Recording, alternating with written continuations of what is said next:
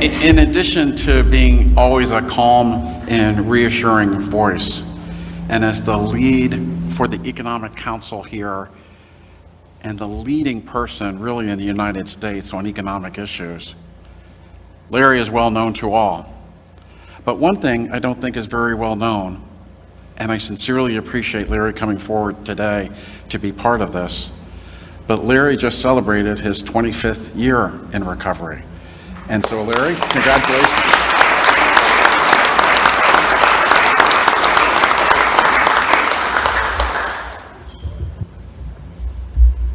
Okay, thank you. Appreciate it very much. Many thanks to the First Lady. I am Larry Kudlow. I just had a 25th sober anniversary on July 1. And I don't want to say too much. My story has been out there for many years.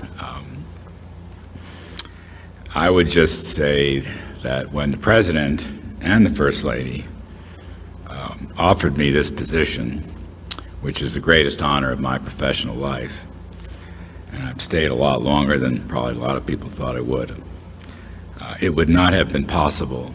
It would not have been remotely possible. It would have been unthinkable that I could occupy such a job 25 years ago. Unthinkable. I was a hopeless abuser of alcohol and drugs. I had tried several times unsuccessfully to get sober. Like a lot of my peers and friends, I went through bloody hell and suffered significant consequences. I'm not alone. Most of us had the same troubles. And I was unemployable. But by the grace of God, I did stay married. My wife is a saint, Judy. I've said that before, I'll repeat it. We've been married 34 years, it's a miracle. But it was difficult. The whole story was difficult. Having said that, I will offer this. It is because of my stubbornness and willfulness and the difficulties and consequences, and the fact that I had to learn how to change my behavior and follow a few simple steps or guidelines. I believe sincerely today that it probably was the best thing that ever happened to me, because it forced me to change and seek a new path and return to faith.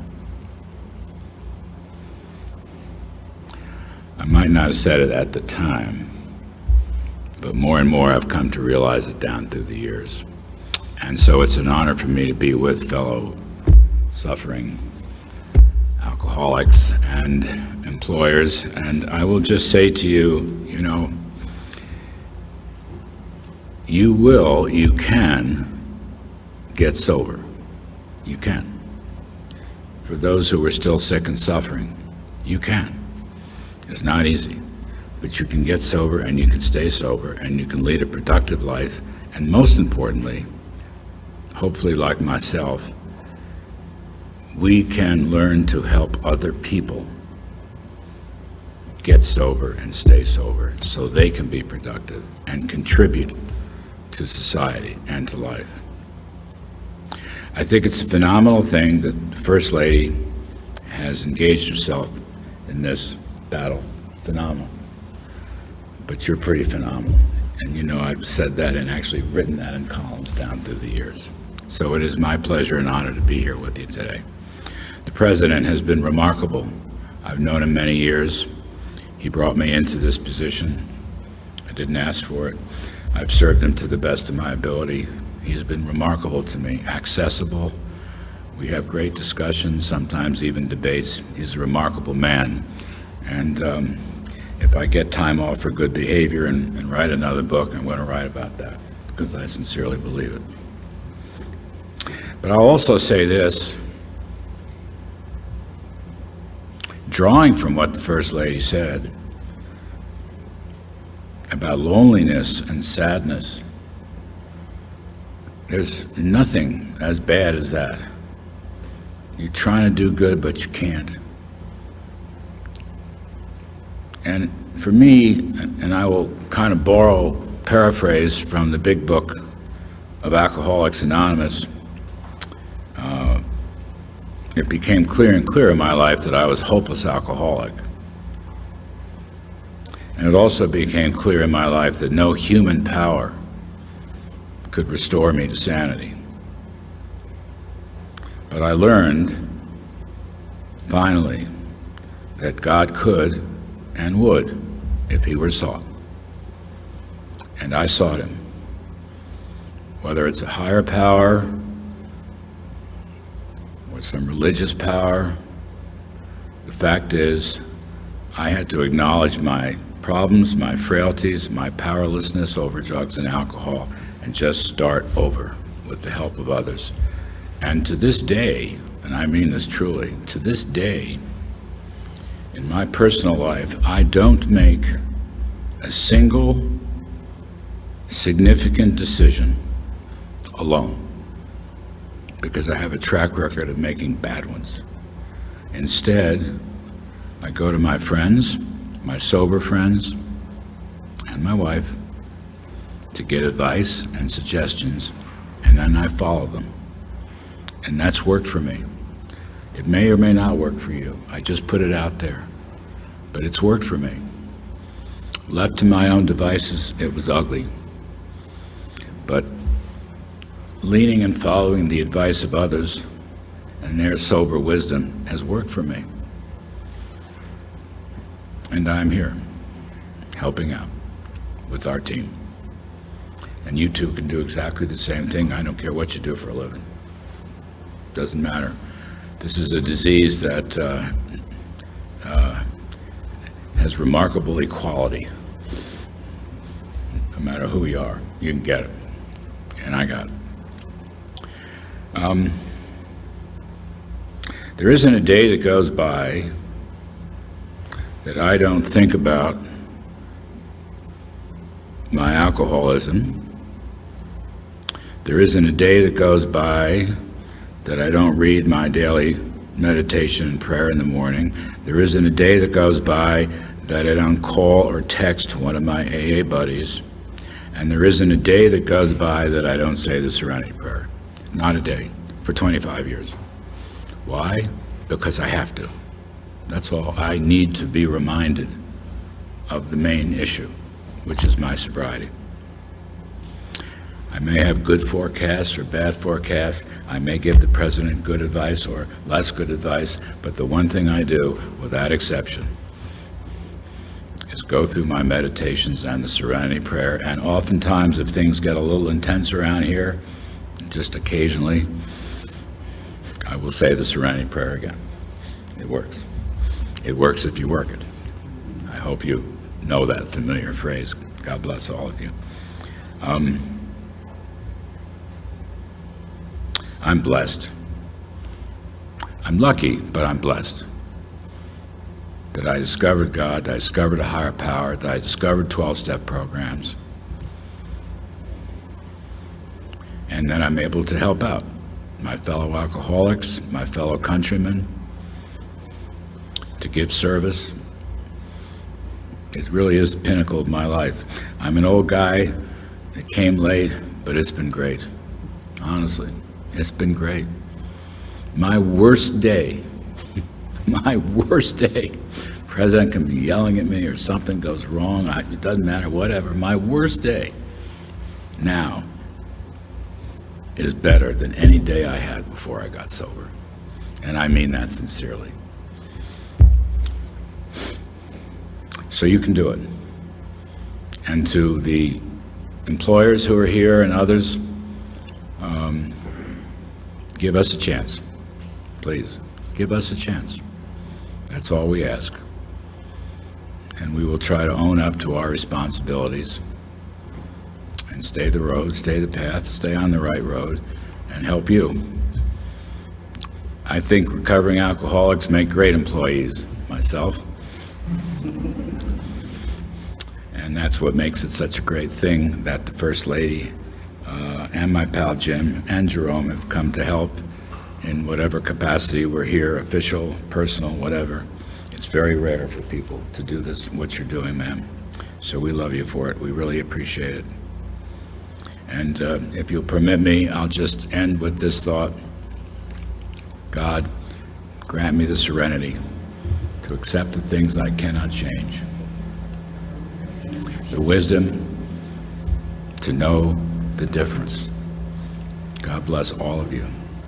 And let's all stay on the happy road of destiny as sober men and women. Thank you, ma'am. You can see why we all love Larry and love having him here. We're also blessed to have someone in the administration, and I'm so blessed to have him as a friend. We have the nation's doctor who is firmly committed to safeguarding the lives of all Americans. Dr. Jerome Adams, also, like all of us at this table, and I think like so many of all Americans, understand what addiction can do to families. The pain that it has caused, sometimes at a funeral, sometimes at a hospital or a treatment center, or sometimes at a jail cell. And so we're blessed not only to have his expertise, his phenomenal medical training, but someone who understands the issue and someone that I can call, as I frequently do on his cell phone, to say, Jerome, what should we do? And he's always answered that call. And before I let you speak, one of the first things that you did was recognize the importance of naloxone. And I see you have it sitting in front of you. And for the first time in 13 years, he issued an advisory to talk about this issue. So I now would like to introduce my friend and a friend to all Americans, our Surgeon General, Dr. Jerome Adams. Well, good afternoon, everyone. Thank you all for being here today to lift up the lives that have been affected by substance misuse all across our country, especially during this incredibly unique and challenging time. I'm happy to be here alongside my federal colleagues, and I got to tell you, 3 years ago, when I took this job, I would have never predicted that two old white guys, Larry Kudlow and Jim Carroll, would be two of my best friends at the end of all this. But they truly, truly are. And I also have to give a shout out to the passionate and compassionate leadership of our First Lady. Do you know how special it is to have a First Lady visit women who are in a neonatal abstinence syndrome clinic? That's powerful. When we talk about busting stigma, that was a moment that I will just never forget, and I will always appreciate and thank you for, because as Larry has said, far too many people for far too long have felt unheard, and you made so many people across the country feel worthy and feel heard simply by your presence. So I just want to thank you for that. And I'm so happy to see the depth and breadth of organizations around the table and coming together here and every day to curb the many epidemics we're facing in this country: viral, chronic disease, and of polysubstances. As you all know, September is National Recovery Month, and while the observance itself only lasts a month, it sends an important message that should serve as our guiding light all year long. That message, the one Larry powerfully just helped us become a little bit more familiar with, is that recovery is possible. It's a message that I try to carry with me everywhere as I meet with individuals in recovery, as I meet with their loved ones, and health professionals and community members seeking to provide support. In many of those conversations, I see firsthand the powerful results when individuals fighting addiction are connected to care and provided the sustained support they need on the road to recovery. I'm glad to see my buddy Larry here for another reason, and that's because something I've always emphasized is that public health is sometimes overlooked a key linkage in recovery, the workplace. Even if it's virtual, as it is right now, I'm convinced the workplace remains a critical component of support to those who are struggling with addiction.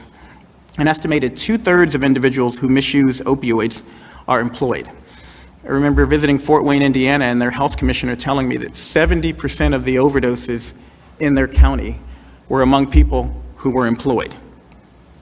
Given how much time employees spend at work and the powerful grip of addiction, it is possible and likely that many of these individuals will turn to substance misuse while on the job. The substance misuse rates in key industries are very high, such as the accommodations and food services industry, construction and mining. And SAMHSA's data tells us that 1 in 5 employees in the accommodations and food industry report illicit drug use in the last month.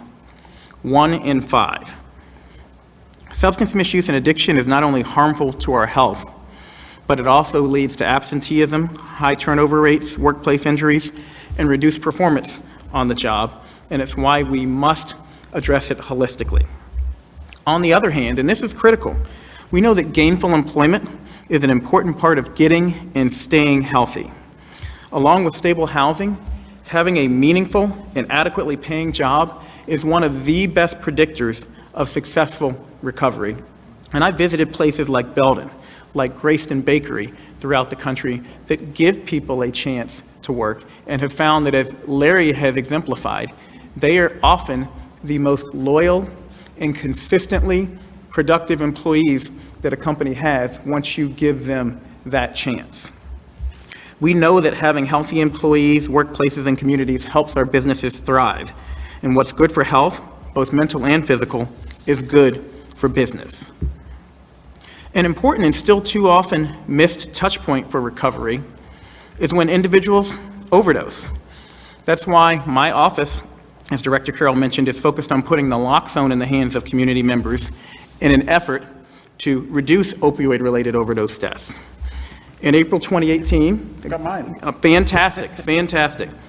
In April 2018, I issued the first Surgeon General's advisory in more than 10 years, highlighting the importance of naloxone and how we can use it to help curb opioid overdose deaths. And if Secret Service doesn't kill me, I'm going to demonstrate to the First Lady how to use naloxone. Put your finger over it like that, and you just push. So give us a push. That's literally how easy it is to save a life. That is how easy it is to save a life. Any of us can do it. One-time use, yes. That's the intranasal form. This is the auto-injector form. Since the beginning of this administration, we've seen a more than 400% increase in naloxone dispensed, and this amounts to real lives saved in communities across the country, thanks to all of you, because we put the word out, we demonstrate good behavior, but you all are the ones that are making it happen on the community level. And I know first responders have made great strides to make sure personnel carry naloxone while on duty. So I'm grateful to ONDCP and CDC for formulating guidance for our frontline heroes, including law enforcement and firefighters, in delivering this life-saving drug while staying safe from COVID-19. I want you to hear me say this. COVID-19 is not an excuse to not deliver naloxone to someone who you suspect of having an overdose. It is a low-risk endeavor to deliver naloxone to someone, but there is a high chance that you could save a life. It's also important that we encourage those beyond our traditional first responders on how to use and to carry naloxone, including employees, employers, teachers, coaches, parents and friends, and first ladies. Speaking of engaging in and working with new and non-traditional partners, I'm also committed to working diligently with communities to address the opioid crisis from multiple angles. Any of you all remember this guy called C. Everett Koop? One of my predecessors. He looked a little bit different than me. He was a little bit older, had a big gray beard. Well, in the 80s, he put out a pamphlet called Understanding AIDS to every household in America. Anyone remember that? Detailing ways that everyone could get involved to stop the HIV epidemic. The opioid crisis calls for a similar approach, but my office took a 21st century slant and issued a digital postcard to educate Americans about the opioid crisis. The postcard provides tangible actions that every single citizen can take to raise awareness, prevent addiction, and stop opioid overdose deaths. And I hope you'll visit my website at surgeongeneral.gov, download the digital postcard, and share it with your loved ones, share it online, share it through your social media channels. In addition to the postcard, encourage others to share their stories, as Larry has done, in an effort to educate and to reduce stigma. We know addiction is complicated, and we must work to help everyone understand that it is a disease and not a moral failing, and that it can happen to anyone. Reducing stigma can lead to better health outcomes, but if we don't, I remain convinced that stigma is and can continue to be one of our biggest killers. Unless our loved ones and their families feel comfortable seeking help, we'll never be able to get it to those who need it the most. And that's why I also want to give a shout out to First Lady Burgum from North Dakota, who's been very public with her story. That's how you bust stigma, with a First Lady of the United States visiting moms with substance use disorder, by a First Lady of North Dakota sharing her story, with Larry Kudlow in the powerful position that he's in, sharing his story of recovery. And I personally know the effects of how substance misuse and addiction can hurt not just the individual, but their entire family, friends, and broader community. There's rarely an individual suffering from addiction. There's a community around that individual who is also suffering. And my own baby brother, Philip, struggles with mental illness and self-medicated to cope. The good news is that together we've made headway in improving treatment for substance misuse. And my little brother has more of a chance than what people have had in the past. While treatments and services are increasingly available and accessible, we still have far to go to ensure that every person, regardless of race, ethnicity, gender, or geography, receives the support they need to recover. And like many of you, I want to help not just turn the faucet off, or to turn the faucet off, not just mop up the flood. We must all continue promoting and investing in interventions that prevent addiction in the first place by treating mental health conditions and integrating mental and physical health, by raising awareness of and working to prevent adverse childhood experiences, by promoting trauma-informed care.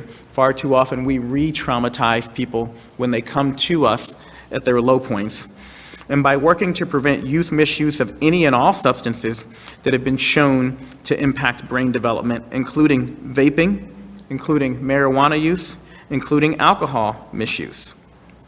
So in closing, I'd ask that you please join me in this important work and continue your efforts to empower and enrich our communities, one person, one family, one workplace, one nation at a time.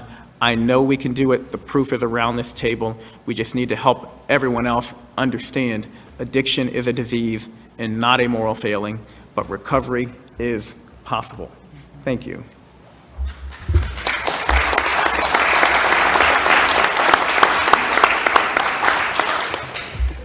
Thank you, General Adams.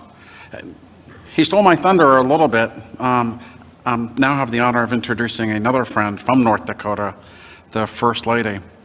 First Lady Burgum has been an outspoken advocate for those who sometimes don't have a voice. And as she celebrates 18 years in recovery, what she is doing is making sure that folks not only back home in North Dakota are able to escape the stigma of addiction. Working with her husband, the governor, they're able to find employment. They're able to restart their lives, as First Lady Trump has instructed us to do, to keep the light turned on, to make sure that those people know that they have a home. And thanks to the employers in North Dakota, and as evidenced here at the table, across the country. And so as the First Lady and as the chair of the North Dakota Office of Recovery Reinvented Advisory Council, I'd love to introduce you all to my friend, the First Lady of North Dakota, Catherine Burgum.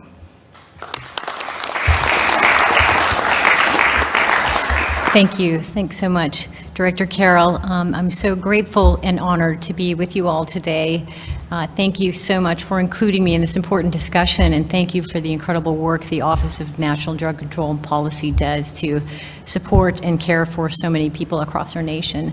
And thank you, First Lady, for your incredible Be Best initiative, especially your focus on opioids, and also your commitment and call to action around helping to eliminate the stigma of the disease of addiction.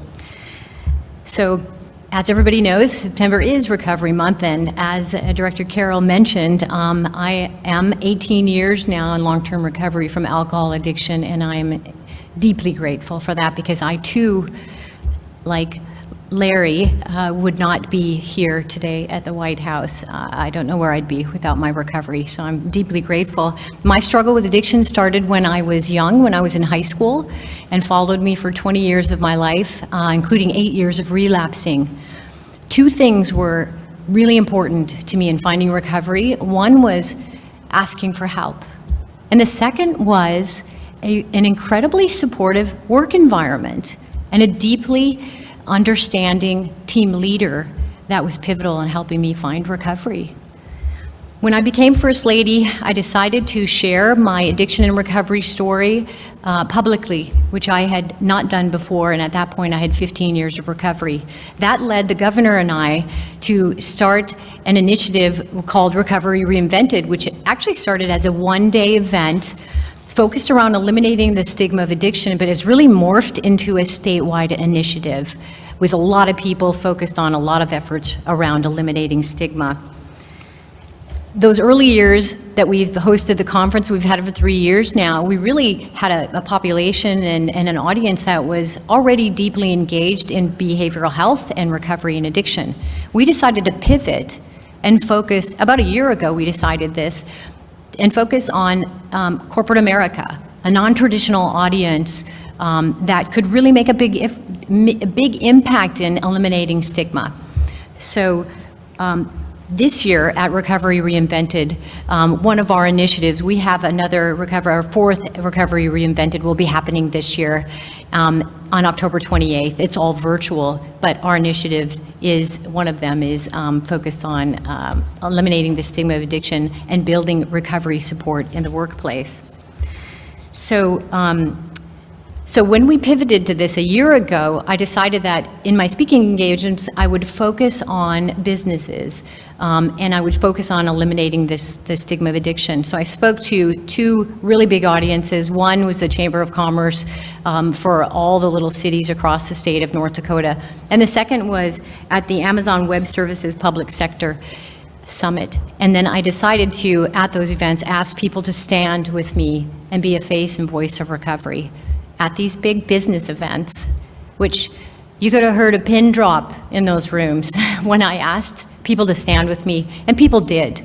And then there was thunderous applause and support for those people. And that's really what a recovery-friendly workplace should be like. It should be an environment where there's no shame in admitting that you're in recovery and that you're a face and voice of recovery, or that you're a person that's struggling and might need help. In North Dakota, we are all in on the concept of peer support specialists or peer recovery specialists. And there are two reasons why we're all in on that concept. And one, it's because 50% of our state is rural, and we're never going to have all the behavioral health services that we need to reach people struggling in all corners of our state.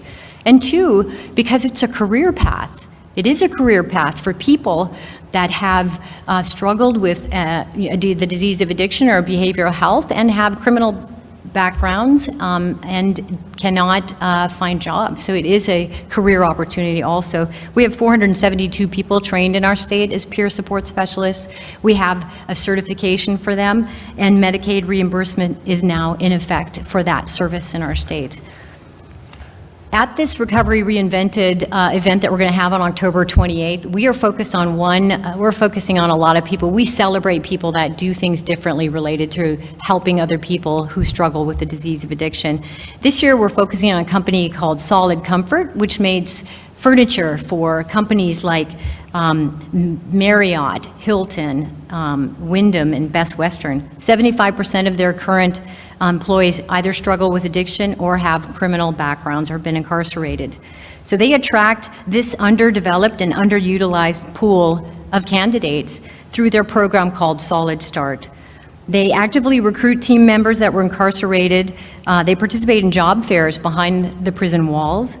They maintain relationships with probation and parole officers, local judges, and drug court administrators to keep that steady pipeline of people coming to work at their location.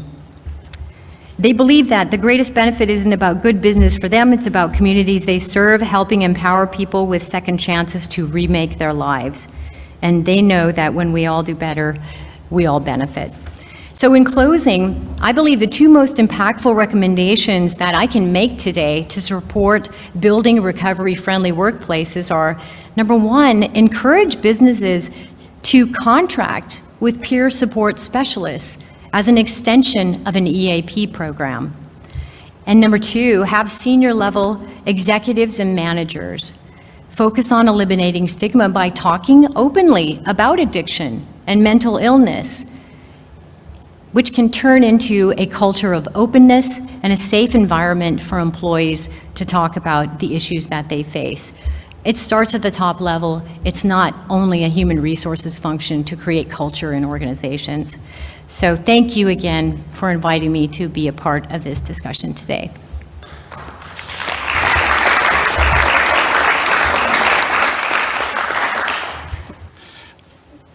Mrs. Trump, I don't know that I've ever mentioned this, but I was working in the West Wing for your husband in another capacity, and I started working behind the scenes with Kellyanne Conway on this issue.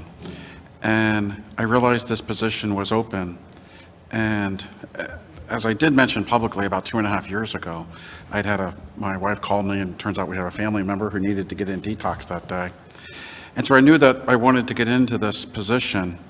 And when I met with the president, his parting words to me after talking about this issue, and we spoke about his brother Fred, who had died of this, his parting words as I left the Oval Office and we were talking about saving lives, he said, "Be relentless."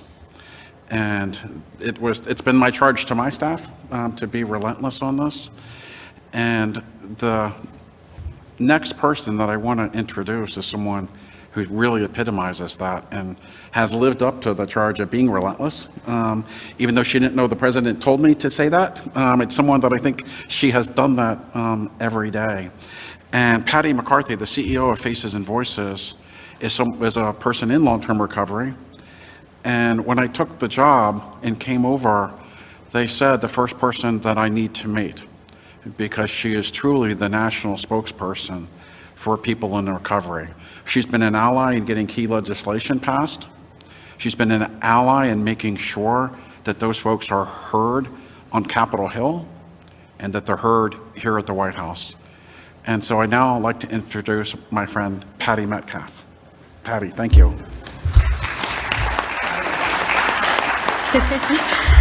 Good afternoon and happy Recovery Month. It's great to be here. I am Patty McCarthy and I am a woman in long-term recovery. And for me, that means I have not used alcohol or drugs in over 30 years. And I say that because if it wasn't for my recovery, I certainly wouldn't be here sitting with all of you at the White House, or I would not be the mother and grandmother and employee and employer and taxpayer and voter that I am today. So if it wasn't for the opportunity to get into recovery, I wouldn't have the gifts I have experienced here. But just want to say a big shout out and thank you to the First Lady for your very thoughtful remarks and support of the recovery community, and for Director Carroll for always supporting us in the recovery advocacy movement and Faces and Voices of Recovery. It was quite a surprise last November when I got a phone call from Director Carroll on my 30-year anniversary. So very, very, very nice to hear always. I just wanted to say that Faces and Voices is incredibly grateful to be part of this discussion, and we've been around for over 20 years leading a advocacy movement of the grassroots recovery community. So people in recovery, family members, friends, allies, everyone here who supports recovery. And it's an incredible movement that has represents over 23 million Americans that are in recovery. And we've grown internationally. We have Faces and Voices of Recovery, Canada, Brazil, South Africa, United Kingdom. So The recovery advocacy movement is incredibly strong, and we encourage everyone to get involved. I work with an incredible team of people who are dedicated to bringing awareness, fighting the stigma, eliminating and fighting for the rights of people in recovery, particularly around employment and housing and criminal justice issues that have often been a barrier for people in recovery to find the help that they need and to live productive and meaningful lives. So we work to organize and mobilize the recovery community across the nation. I've visited so many grassroots organizations and individuals that have been telling their stories at the local level, and that's why it's so important that we step up and be part of the conversation, that people in recovery are part of the solution. And we know that recovery is not only possible, it's not only probable, but it is the expected outcome when the appropriate treatment and recovery support services are made available. So we will continue to fight for that at every level in communities and in federal legislation on Capitol Hill. So bringing together the recovery community is just, it's a pleasure to work with so many individuals that have been impacted by addiction, and particularly the work of organizations that are supporting the children, and the children who are the biggest winners when parents find recovery. So very grateful to be here, and thank you very much.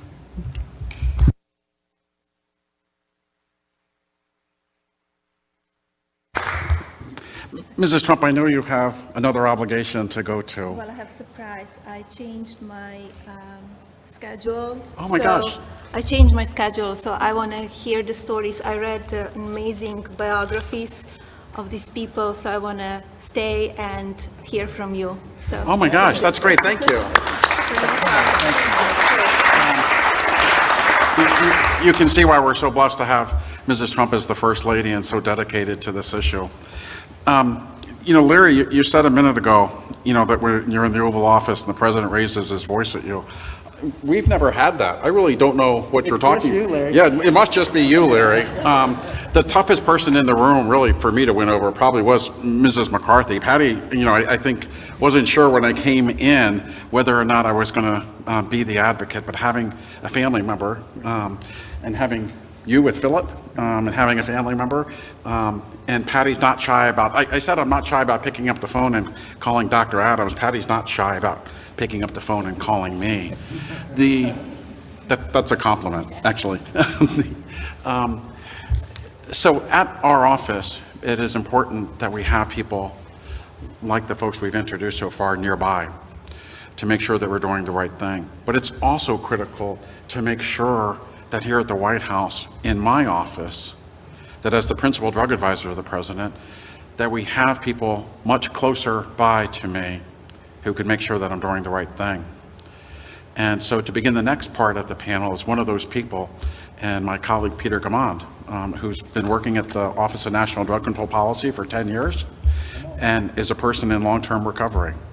And before Peter begins, I'd also just like to recognize that we have other people in the audience today who might not be at the table, but who work at the White House who have been on the other side of recovery. But they're here today, and they know that recovery works. We've also had parents here who have lost a child, and we know how difficult this must be. But we're blessed with Peter, who's not particularly shy either about making sure that I'm doing the right thing for people in recovery. And so, Peter, if you could take over the next portion so the First Lady and I can listen, that would be fantastic. Absolutely. Well, my name is Peter. I'm a person in long-term recovery. And that for me means, among other things, that I could be sitting at a table like this today. And I think a lot of us can imagine how far away that might have seemed at certain points in our own experience.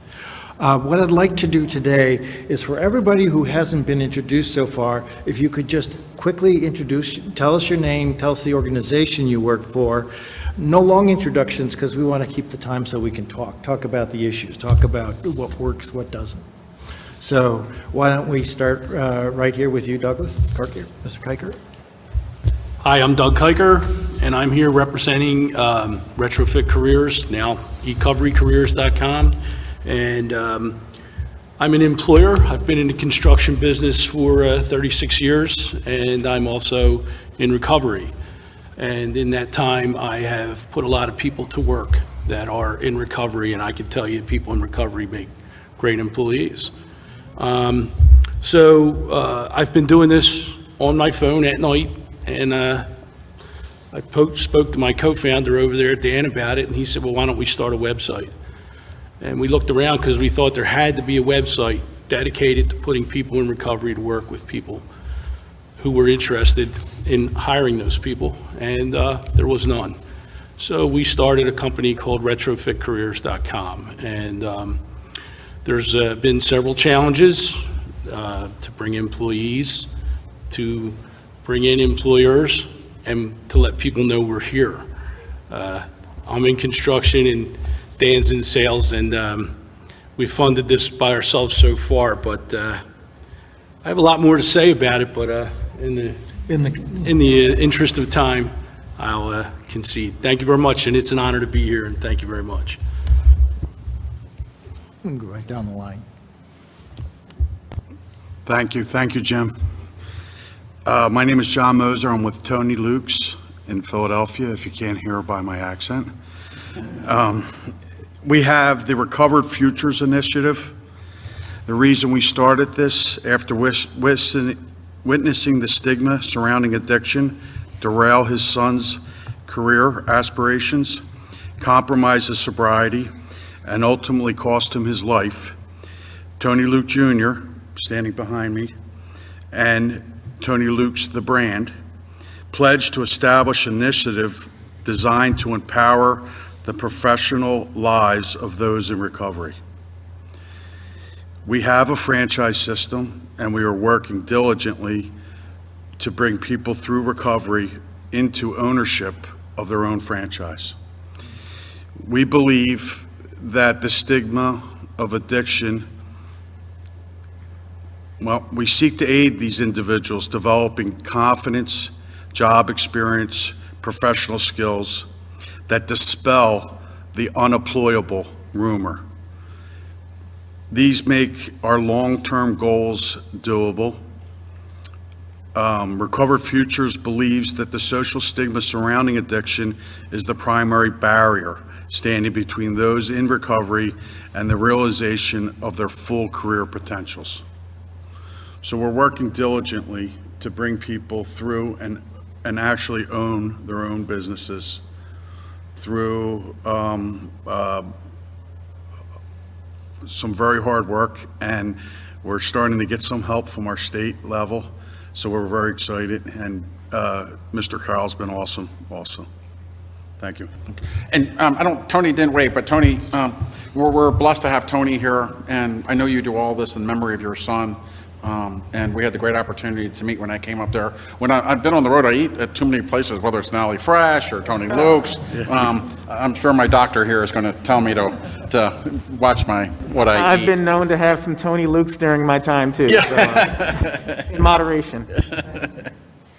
I just want to really quickly say that you brought up a very important point, and that's not just employment, it's gainful employment and a pathway forward, because what I've experienced as I've gone around the country is employment is important and it's the first step, but far too many people in recovery are chronically underemployed, and that leads to frustration and anxiety and depression and a feeling like they can't get out of the hole. And so I just really wanted to highlight that and say thank you for creating that pathway, that pipeline. You got to get in somewhere, but you got to have a vision for where you can be. Thank you for recognizing that. To us, that's the very essence of what we're trying to do. Everyone that we've met and worked with in recovery are super intelligent people, extremely intelligent, I should say. Unfortunately, I feel the stigma has put these people into dead-end jobs.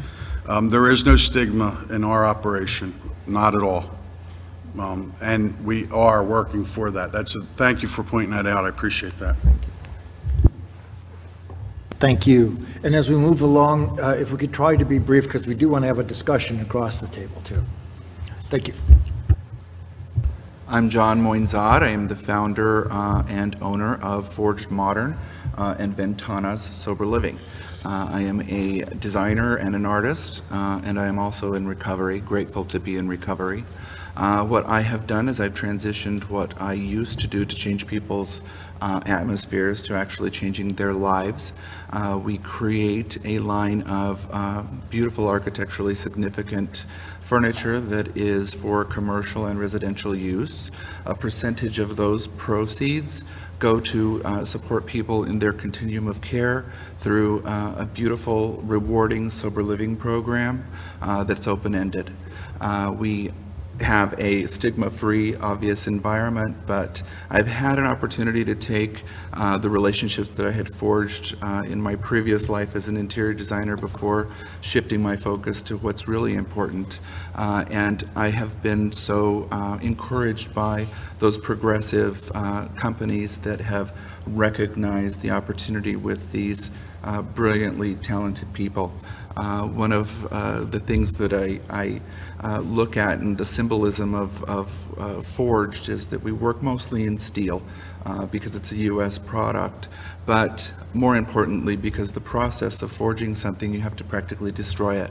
And the people that come out of or on the fortunate to be on the other side of recovery are stronger, much like steel, for their triumphs and for the things that they've gone through to get there. So I'm grateful to be here, and I'm grateful for the opportunity to have this platform. Thank you.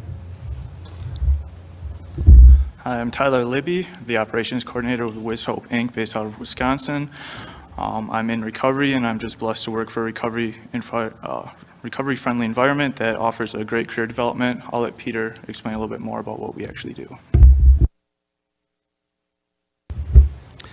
My name is Peter Renzel. I'm Executive Director of Wiz Hope in Wisconsin, and I myself am in recovery for 26 years since I was 18 years old.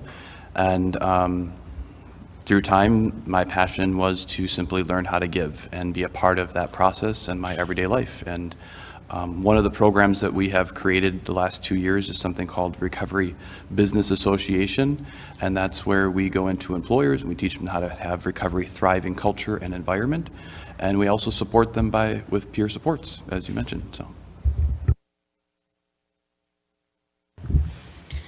Hi, I'm Lisa Scheller, and I'm the founder of Hope and Coffee. And first, let me say thank you, First Lady Trump, Director Carroll, Dr. Adams, Larry, and everyone in this room for everything that you're doing to normalize recovery, end the stigma, and help end this opioid epidemic. The most liberating day of my life was April 1st, 1982. It's the day I entered treatment for heroin addiction, admitted that I was powerless over my addiction, and by the grace of God, I've been clean and sober for more than 38 years. I went on to live a really great life, got a degree in engineering. I run an international chemical company, but I was always told, never tell anyone about your addiction, stay anonymous. People are going to think bad things of you. People are going to tell stories about you. Well, as the opioid epidemic unfolded a few years ago, I realized that I needed to take what I was told was my biggest liability and make it my biggest strength. And in 2018, I decided to I felt compelled to break my own anonymity, and I founded a coffee shop called Hope and Coffee in Tamaqua, Pennsylvania. And as part of founding that shop, I told my story to help fundraise. So Hope and Coffee is located in Tamaqua, Pennsylvania, a town that has more than 2x the national addiction rate. It's the town that I grew up in, and it is a coffee shop that employs addicts in early recovery. And as we know, these folks like me, can't get a job because spotty employment history, criminal background, lack of education. It's a family-friendly shop that has become the community focal point. The people who go there, I've also created a partnership with our local community college so that our baristas, who are very grateful for their sobriety as well, can get vocational training and then graduate and become part of the general workforce and lead clean, sober, better lives. I've made it my own personal mission to elevate the cause and eliminate the stigma of being in recovery, that someone in recovery can aspire to anything. And this year I decided to run for U.S. Congress. But I'd like to say my director of Hope and Coffee is here. She's amazing, and we'd like to all invite you to come to Tamaqua, Pennsylvania, and see what recovery looks like and how we are changing the conversation around addiction and recovery, one conversation and one cup of coffee at a time.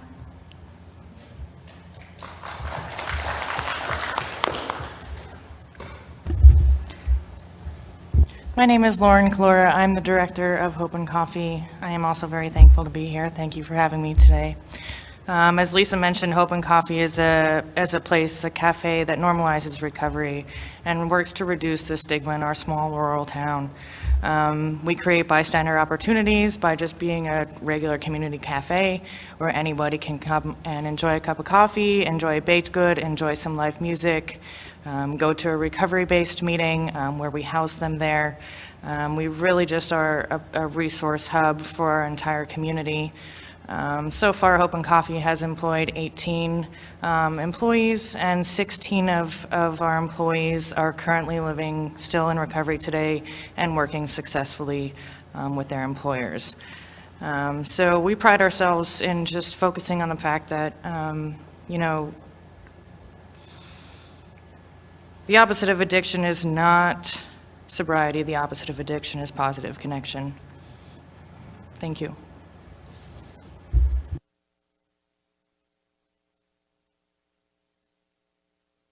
Sorry. Good afternoon. My name is Brian Corson. I'm the founder and executive director of MVP Recovery. So we're the largest and most comprehensive recovery program in the region. We're about 15 minutes from Philadelphia.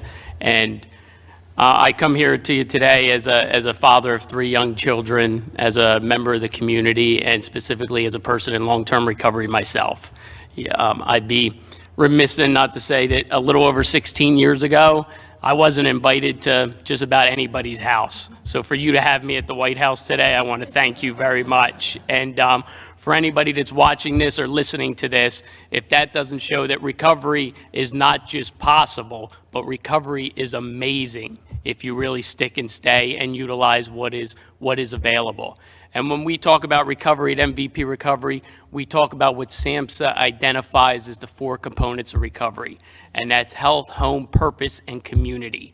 Those are the things that an individual needs to be in a program of recovery, and that's what we focus on. As we've identified treatment and different things like that that help people get to that point, here at MVP we identified that there was more to obtain and maintain long-term recovery.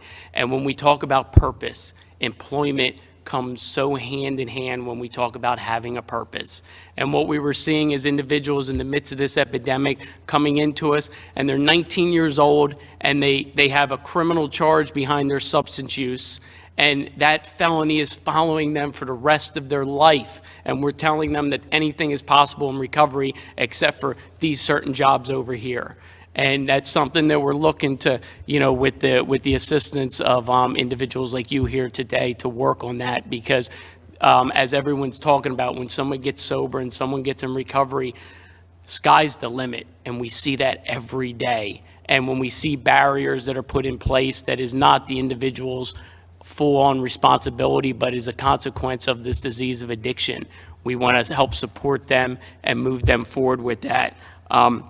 Like most things, as we identified these issues, I'm sure it's the same thing here at the White House, is we identified these issues, and my wife came up with the best ideas for it. So I'm going to have her share what programs that we established here at MVP. But I want to thank you for having us here today, and thank you for your commitment to this.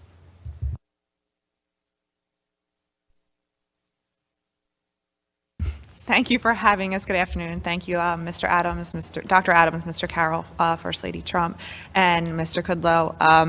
As you did share, I am a person in long-term recovery, and as it says in the big book, you will be rocketed to the 4th dimension, but boy, this is a trip. To be here today, I'm very grateful. We, as my husband said, we operate MVP Recovery in Philadelphia, right outside of Philadelphia, Pennsylvania. And about 4 years ago, we started our female program. And what I noticed was that most oftentimes in our male program, men would come in and they would have the construction job to fall back on, or they would have some type of trade. When the female program opened, that was not the case.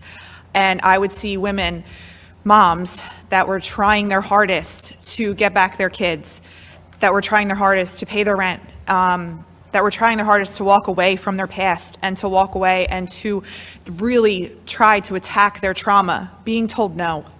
No, you can't be hired here, or yes, you're hired, pending a background check. And every time they were told no, they were re-traumatized. And I came up with the thought of second chance employment. And that is essentially to give these people, and not just the women, it is now a full-on county-wide initiative, to give these people that are in recovery the chance to get a job. And once people give their hope to them and give them a job, they're the best employees. From that has stemmed second chance parenting. I have another initiative, Hope for the Holidays. We have so many initiatives at MVP Recovery because what we have realized through working hand in hand with individuals and being in recovery ourselves is that recovery and maintaining and obtaining long-term sobriety is a puzzle. And it requires attention at every piece of that puzzle. And part of that, again, is employment and purpose. So thank you for having us here.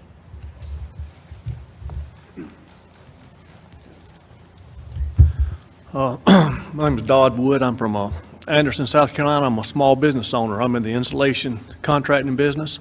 So I'm a small business in a small town, and it's just a blessing to be here to have opportunity to speak and listen to these wonderful stories and this group of people. And I just want to say that it's a blessing. But my story of recovery is I've never had to be a recovery. Thank the Lord, I've never had an issue with substance abuse, and I know it's a blessing. But I do see it. I see it every day, and I try my best to hire and promote and give the opportunity and chances to the gentlemen in our community who do have problems. And that's what I've found so many times is they're shut out of so many opportunities. And with what I do in the insulation contracting business, it's not a very glamorous job. It's usually a starting point. But I try to tell the guys as I hire them to start off at this level of work that I'm giving you the opportunity. Show me what you can do, and we'll help you find a better job as you prove yourself. And that's what I try to explain to you. Mine's the first step. Mine's the opportunity to show that you can do the work. And if you're better at it and you want a better job, I'm going to help you find. If I find a better job, I'm going to take it. That's what we're here for. And so that's the whole idea. So I try to lead them that way. Try to show them that that we do love them. They're going through these problems. They think their life could be at a dead end, but it's not. They can always start over. You could end up working for President Trump at the White House. That's how far you could go if you're dedicated and you want the if you do what you're supposed to do, have the self-control and self-esteem to do it. But I just try to give them as many opportunities as they can, because that's the biggest gift I can give them is the opportunity. If they show me they can work, I can promote them as far as I can promote them, but most of all, I can help them find their next step, their next job, and hopefully have them reconcile with their family or whatever it is they're trying to do, because it's the most important thing. They know they can talk to me. I'm there to listen to them. We have a devotion once a week with all my guys that if they're interested.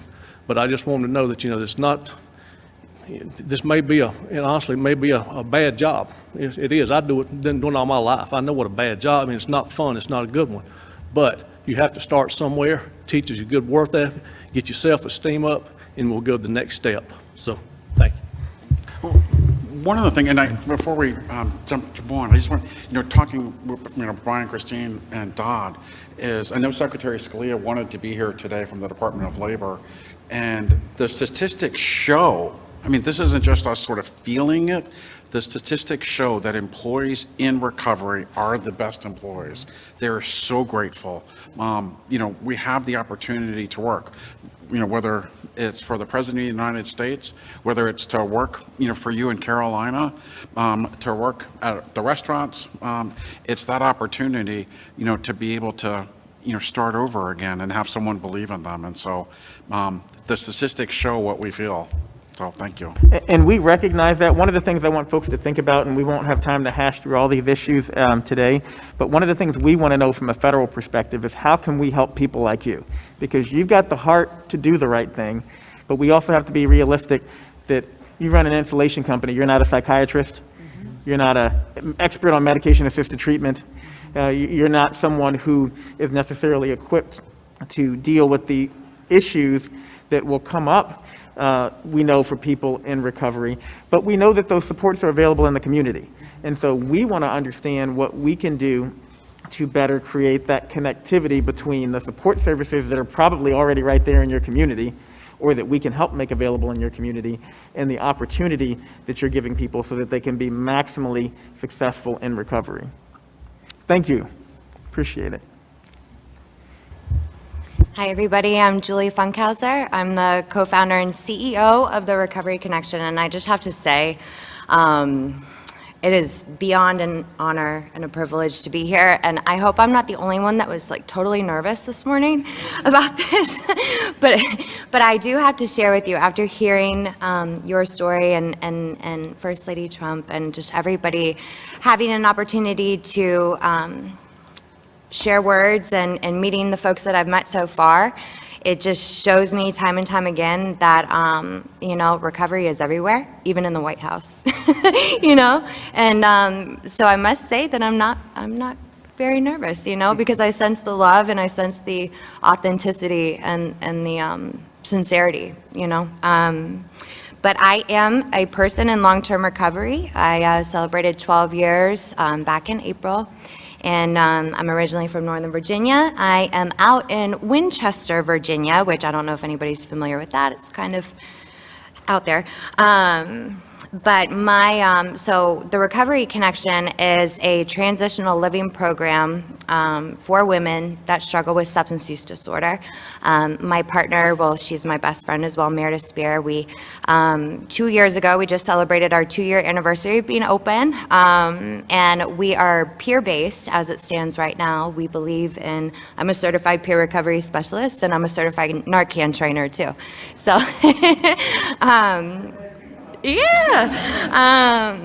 but we believe in cultivating a culture of transparency.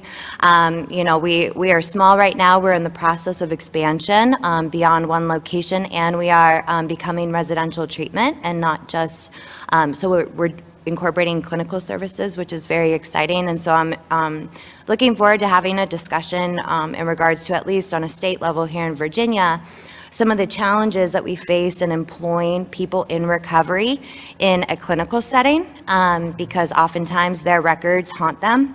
And so, that's something that we face on a regular basis because we're in the hiring process right now. And, I have a line out the door of people in recovery that want to work for us because they believe in that unspoken automatic empathy,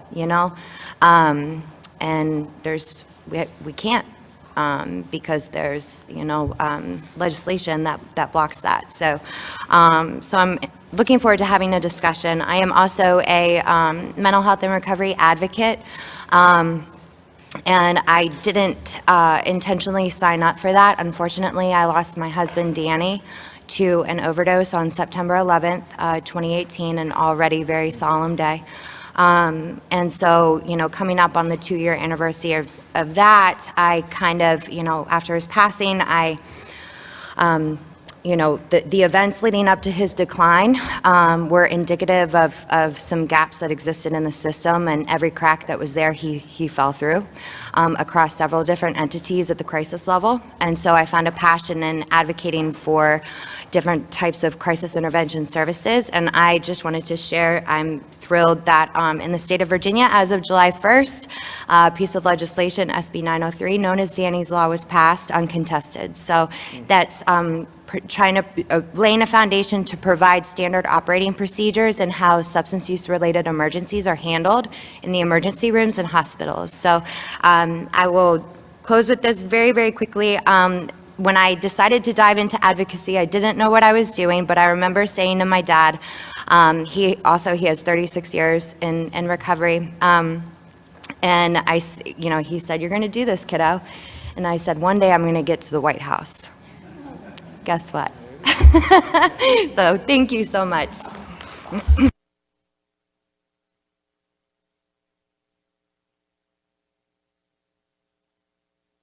3, 4 people to speak. So if we could keep that in mind so that everybody gets a chance to speak.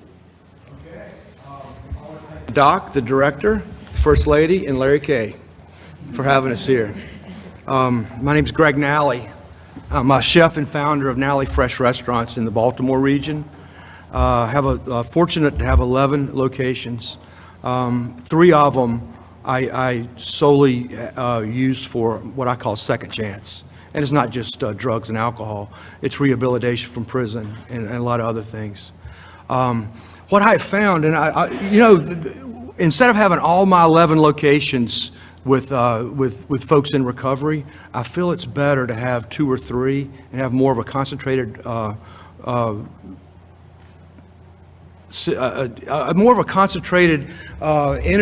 or synergy with the people, because it's mentioned several times today, and it's that connection.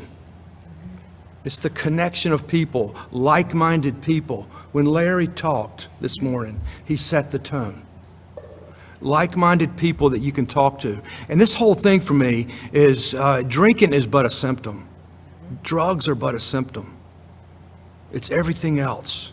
It's how do I handle it? If it's left up to my own devices, I want to feel good quick. And I want to feel good fast. And I want to feel good as easily as I can. And for a long time, that was drugs and alcohol. And now it's not that way, and it doesn't have to be. And so it has, the same man will drink again, and based on my spiritual condition, I have a chance today. And that's what I try to preach with everybody that comes to work with me. And I'm very fortunate. I came in here in a cavalier attitude today, and I am very, very humbled right now. And I'm very grateful, and thanks for having me. I know time's limited, but I have to say, Greg, I talk about the stores. I was able to visit the store once, and I shared that story about the practice there because it blew my mind, because, I'm so often going to a situation or a location where they have like 1 person or 2 people in recovery. And much like Patty, Greg sort of slapped me around and said, no, we're bringing everyone together in one location because they can recognize when someone is about to slip, when someone is about to go down that path, more so than someone who has never experienced the disease of addiction. Someone else can see. And I think you were the first person to said, you relapse before you relapse. So thank you for putting my head on the right way near the beginning of my term. Thank you. Hello, I'm Dr. Donovan Beckett. I'm the CEO, Executive Director of Williamson Health and Wellness. I'm also a physician that practices medicine. Thank you all for having me here. It's an incredible honor. We're in southern West Virginia, right on the Kentucky border, which is, as you know, has been devastated by the opioid epidemic and addiction. Our clinic, it's a federally qualified health center, but we see it as the economic driver for the community. So we are a traditional clinic, but we've done a lot of things outside the box. Our motto is being different on purpose, and that's very important for recovery, addiction, the stigma that we've all talked about. But with us, we've started farmers market, we started community garden, all these things associated with our clinic. But one thing that happened after we'd started our medically assisted treatment program was, we knew an integral part of recovery was having employment. So we looked at possibilities and came up with a gluten-free bakery that just took off amazingly well. And so well that it's expanding. Now we're going to locate into a new space. But also, it just reinforced that if we can find more employers that would be willing to take a chance on people in recovery, that would be very beneficial to our program, but also to the community as well, and on the road to recovery. So we have now worked with community college on creating certificate programs. So we're going to begin other programs and other employers that are interested in employing our patients that are coming through recovery to give them that opportunity to recover and with, as Dr. Adams brought up, having gainful employment. I mean, that's, we've got a lot of opportunities to do things, a lot of shortage in people looking for employment, but this will give us the opportunity to do that. Thank you very much.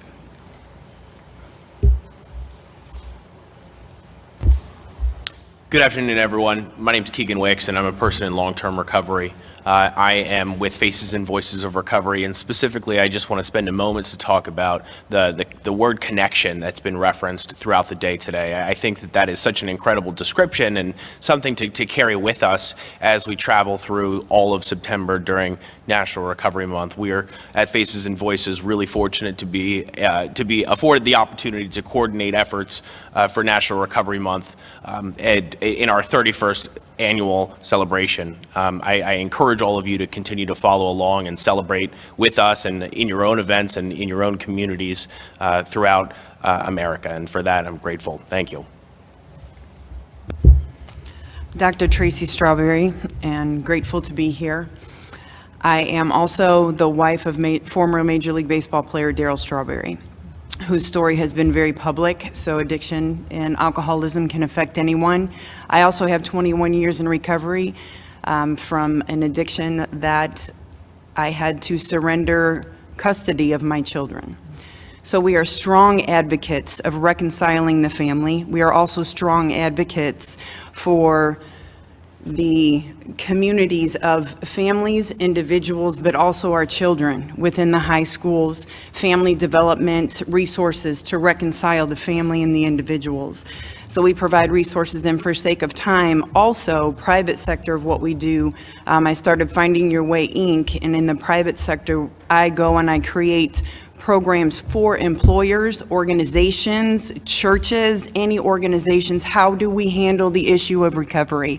How do we remove the stigma, and what do they need, and how can we meet that need? The community is ready, and I want to thank each and every person, because recovery would not be possible without each and every person here at this table or outside of these four walls that participate in the recovery community and do what they do. First Lady, I thank you from the bottom of our heart, our deepest gratitude. Thank you for the position that you take and stand in helping us break that stigma, and for all that you do. Thank you. Well, I want to thank everybody. I'm going to hand off to Director Carroll, but beforehand, I just wanted to say briefly, I think we could have gone on for quite a while. There's so much to talk about. So if you're willing and would like to continue the dialogue via email or otherwise, please see me afterwards. We'll exchange cards and we'll keep the conversation going. With that, I'll hand off Can to I Director ask a Carroll. favor of you and Director Carroll also? One of the things that I think is critically important is that we find a way to start to publish and catalog each of your stories and experiences, because we know that to some extent having it in the published literature then leads to the evidence base that's needed to create new policies and to further facilitate funding and resources, and that's one way of busting stigma. And so I actually have a Surgeon General's report that's coming out in October on community health and economic prosperity. And we talk about recovery-friendly workplaces, but we also talk about other businesses that are investing in their communities in an array of ways. But I think one thing ONDCP could do, and I would love to work with you all on this, is figure out how we pair you all up with some academic centers and actually start publishing some stories, some vignettes like they do in the Harvard Business Review, to say this is a proven way of increasing your workforce. It doesn't provide extra legal liability. One of the problems that I've found is that any of you all who own businesses also have lawyers whose job it is to protect you, and they have they're subject to stigma also. And so we need to publish and say, not only is this not a legal risk, but actually they have less workman's comp claims, and these folks actually have a lower legal risk than everyone else out there. But that's something I think we could do together to help lift these stories up, and not just let them end with a roundtable discussion today, but become the start of us busting stigma in the literature and creating a pathway for other people to follow your example. In closing, I do hope to stay and be in touch with you all. I've been able to visit you so many places. I look forward to going to North Carolina, coming to North Dakota at the end of October. The First Lady has promised the weather will still be nice, maybe still warm. No snow, even though it's North Dakota. The reality is that all of you have come from across the country to be with us today, to share the stories of recovery and hope, and to talk about that life goes on, and that not only that recovery is possible, and that with the love and support and with the faith of God, it's probable. It can be that continuation. And we would not be possible, though, without the brave leadership of the First Lady. And also her incredible kindness and generosity in letting us use her home, the America's House, for this. And so, Mrs. Trump, thank you for hosting this event here in your home and allowing us to hear the stories of the people that are out there from across the country and really doing God's work and bringing forth the economy on the rebound, and the personal stories on the rebound. So thank you very much. Thank you.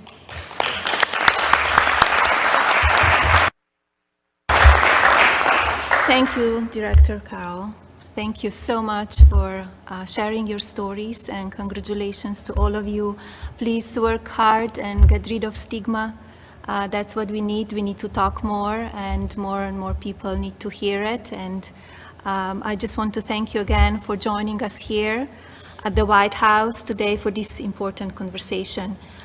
Our nation's drug problem will not be solved by one person. It will take champions and care families, communities, places of worship, and people like you coming together to give our children the very best future. I appreciate your time and dedication on this important issue. Be safe, and God bless you, God bless your families, and God bless our great nation. Thank you. Thanks for watching, and if you haven't already, please consider subscribing to our channel. And while you're at it, please leave us a comment. Thank you for watching.